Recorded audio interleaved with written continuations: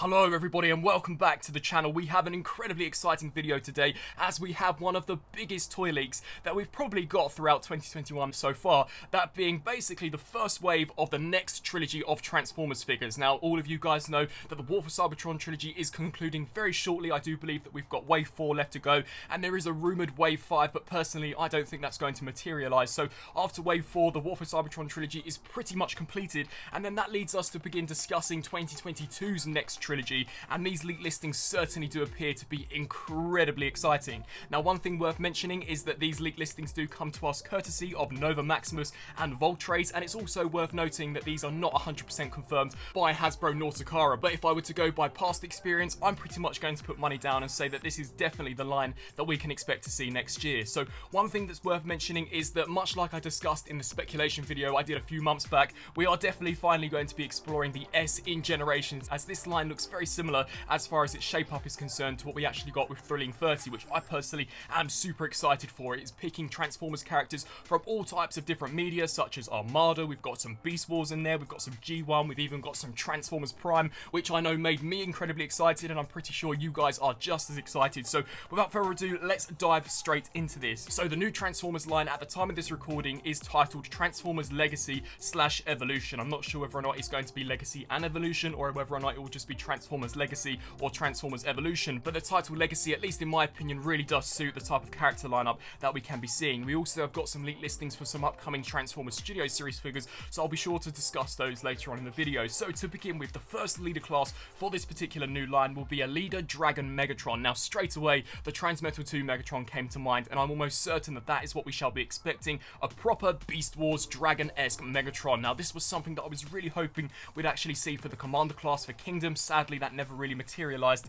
but I personally think it will make for a great leader. This is a character that I know many of us have actually wanted to see an updated representation of, and I really am super excited for this. I think it will be one of the boldest Megatron figures that Hasbro and Takara have put out for quite a considerable amount of time now. I know that at least whilst I've been collecting Transformers, I haven't actually seen this Beast Wars Dragon Megatron on the market, so this definitely will be an incarnation of the character that was in a dire need of an upgrade, and that makes me super excited. We shall also be seeing a Voyager class Armada Starscream. Now revisiting some of the Armada characters is something that has been heavily speculated over the years, especially when we saw that really awesome prototype of an Armada Optimus Prime from Takara, which sadly never actually came to realization. But here, with basically a confirmation of a Voyager class Armada Starscream, we can definitely expect to maybe actually see that figure finally make it onto shelves. I really am excited for this. I've never actually picked up any Armada Transformers, so for me this will be a brand new experience, much like Kingdom was for the Beast Wars characters, and I'm definitely super pumped. We're also expecting to see a re-release of the core class Salme from Kingdom, so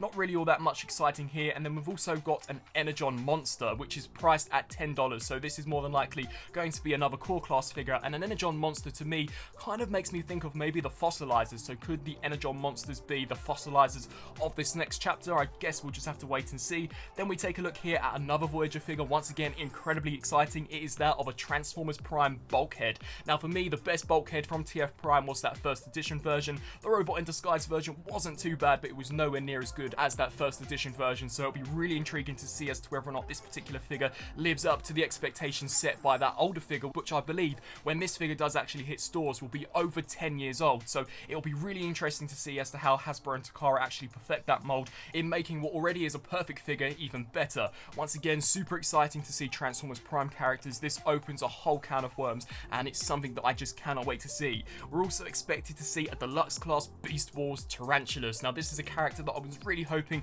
we'd actually get for Kingdom. Sadly that doesn't appear to be the case, but it is just super exciting that this guy is on the horizon. No idea as to whether or not this shall be a retool of Scorponok or Black Arachnia. Once again, we'll just have to wait and see, but it is really nice to know that he is on the way. We're also going to be seeing a deluxe class G1 Skids. Now personally, as soon as the Masterpiece figure was announced, I knew this guy was on the horizon, as judging from the track record with Takara, when their Masterpiece figures come out, 9 times out of 10 their generation version is just around the corner. We saw that with the Earthrise RC, and then of course the MP RC, and we've very recently seen it with the MP Tigatron, and of course the Kingdom Tigatron.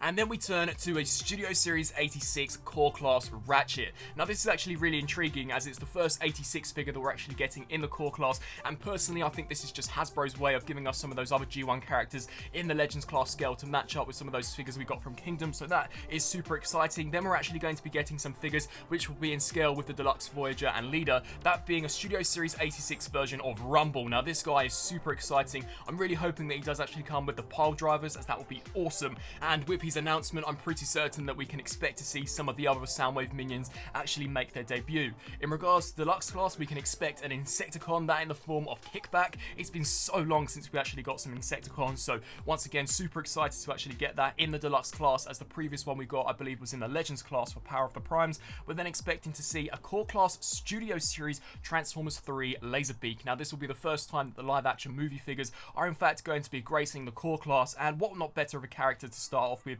other than Laserbeak. Now we did get Laserbeak with that Dark of the Moon Soundwave, however it was a pretty static figure, not that much detail and definitely barely any paint, so it will definitely be really intriguing to see how this core Laserbeak stacks up with the Laserbeak that we got packaged with the Deluxe figure. And we're also expecting to get a Studio Series TF7 wheelie. Now I'm not entirely sure whether or not this is supposed to be based on Transformers Rise of the Beasts, so I shan't speculate all that much in regards to this, but it is something that I imagine we'll just have to wait and see as to what it actually looks like. Then we jump back to Voyager class. We're expecting to see finally an actual mainline version of Voyager class Blaster based on the G1 series. Honestly, Blaster is a character that I've wanted to get in the Voyager class assortment for so long. Really was hoping to see him in Kingdom, but here with Transformers Legacy, we're finally getting that. And then we jump back to Core class. We're expected to see a Bumblebee movie Ravage. Now this pretty much confirms the Bumblebee movie Voyager Soundwave that we got a leak listing of way back, I believe 3 or 2 months ago now, so that is super exciting. Then we're expecting to see a Voyager class Inferno. Now we've only just gotten